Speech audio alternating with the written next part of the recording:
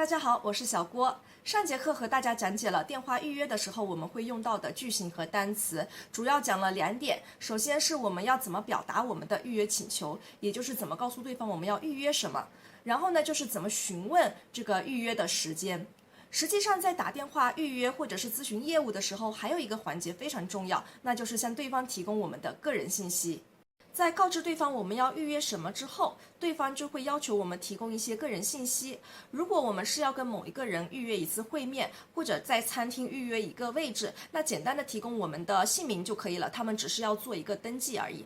但是如果我们是要预约一个具体的项目，一个具体的业务，而且对方是一个客服，那在这种情况下呢，他们就会要求我们提供一些更具体的信息。除了我们的姓名以外，他们可能还会需要我们提供出生年月呀、税号啊、联系方式等等。这个时候，如果我们提供的信息不准确，他们可能就没有办法帮我们完成预约。姓名或者是税号错一个字母，系统里面可能就找不到我们的信息了。所以呢，在电话里面准确的说出字母和数字非常重要。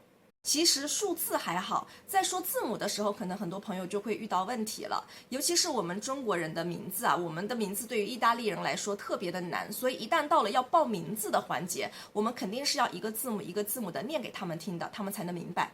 那很多朋友可能在一些字母的发音上面不是非常的标准，到了电话里面就更加说不清楚了。比如说字母 L 和 R，B 和 B，D 和 D。说实在话，在电话上说字母听不清楚是非常正常的。电话信号不好的时候，即使你的发音非常的标准，对方也有可能听不清楚。这个问题意大利人自己也有啊，他们在用电话沟通的时候也会遇到类似的问题。所以针对这个电话上报字母看似简单，但是经常出现问题的环节，意大利人发明了电话字母表 alfabeto telefonico。alfabeto 意思是字母表，telefonico 意思是电话的。电话字母表顾名思义就是我们在打电话的时候用的字母表。那它和普通的字母表有什么区别呢？现在我们就来看一看。这就是我们意大利语里面的26个字母，里面包括21个原生的意大利语字母和5个外来字母，也就是本来不属于意大利语字母表的，是后来从外语里面引进的字母。大部分字母边上大家可以看到都是一个以这个字母开头的城市的名字，这就是我们的电话字母表。当我们在给对方报字母的时候，为了不混淆，因为有些字母的发音确实是很像的，就像我们刚刚说的 B 和 B，D 和 D。为了把这些字母说清楚，当我要告诉对方字母 B 的时候，我会说 Bologna。当我要说 B 的时候，我就说 Padova。B 和 B 在电话里面很难分清楚，但是要是我说 Bologna 或者 Padova， 即使我们的发音不准确，即使信号不好，对方也一定能够分清楚我要说的是什么。比如说，现在对方在电话上问我 Come si chiama di cognome？ 您姓什么？那么我要回答他，我姓郭。为了能让对方一次性的听明白，写清楚我的姓，我会直接说 Il mio cognome è Guo, Genova, Udine, Otranto。 大家可能觉得郭这个名字很简单呀，对方会听不懂吗？实际上意大利人也有可能会写成这样或者这样或者其他不知道的什么。大家不要抱侥幸心理啊，再简单的中文名字他们也有可能写错。熟记这个电话字母表可以避免很多不必要的麻烦。第二个问题，这个电话字母表它就是城市的名字，那对方问我姓名，我突然开始说城市的名字，他们会不会不知道我在说什么呢？我要不要告诉他们我正在使用电话字母表来拼读呢？这个大家没有必要担心啊，在电话上用这个字母表是非常普遍的。只要你这样开始说城市的名字，对方就知道你是开始拼读字母了，他们就会开始记你说的城市的首字母。我们再来举一个例子啊，比如说对方问我要税号，也就是 codice fiscale， 我可以怎么报呢？以下面这个税号为例，我是这么报的：Genova, Udine, Otranto, Como, Napoli, Ancona, 56, Torino, 32, Roma 910 Padova。怎么使用电话字母表，大家应该都明白了吧？现在我们再回到这个字母表本身，看一看字母表里面都有哪些城市，要怎么样尽量正确的读出这些城市的名称。我说尽量正确，因为各种原因，有些同学的发音会有一些不标准，不标准的地方可能一时半会儿也纠正不过来。但是大家不用担心，个别的发音不标准不会影响我们的交流。比起个别发音，更重要的是读单词的重音和节奏感。这也是电话字母表的优势，只要我们把握住了一个单词的重音和节奏感，即使我们的发音不标准，对方也能马上明白我们说的城市是哪一个，从而写下这个城市代表的字母。现在我会把这个电话字母表读一遍，大家可以跟读，注意每个单词的重音。那么单词的重音的音节我也已经标出来了。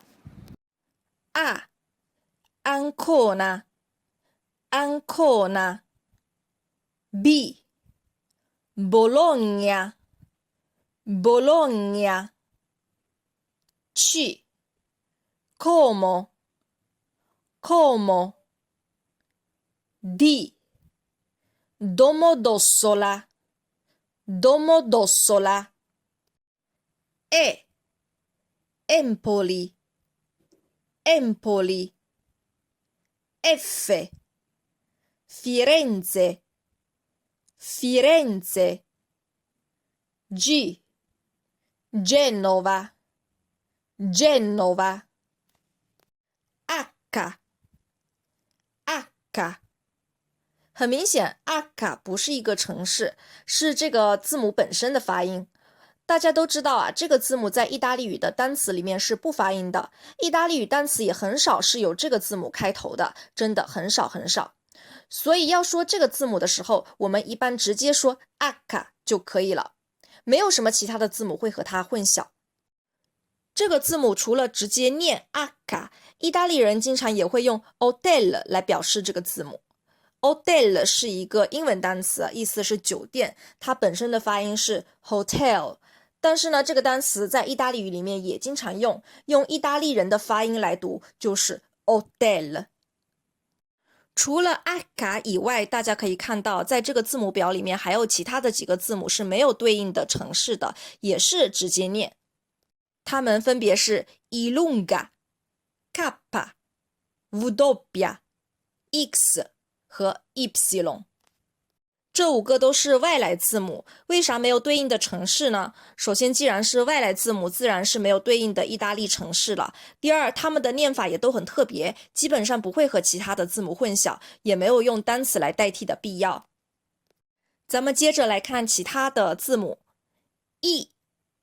Imola Imola L Livorno Livorno M Milano Milano N Napoli Napoli O Otranto Otranto P Padova Padova Q Quarto Quarto R Roma Roma S Savona Savona T Torino Torino U Udine Udine V Venezia Venezia Z Zara Zara。 读完这个字母表，大家可能还有一个问题，这个电话字母表里面就只有这些城市吗？比如说 B， 为什么只有 Bologna？ 我要说 Bari 不行吗？ C， 我一定要说 Como 吗？如果我说 Cesena， 如果我说 Cagliari， 这些都是 C 开头的城市，不可以吗？对方会听不懂吗？回答是可以的，只要是以这个字母开头的意大利城市，我们都可以用。在这个表里面，每个字母我都只列举了一个城市，并且挑选了相对来说发音比较简单的城市，是为了方便大家学习和记忆。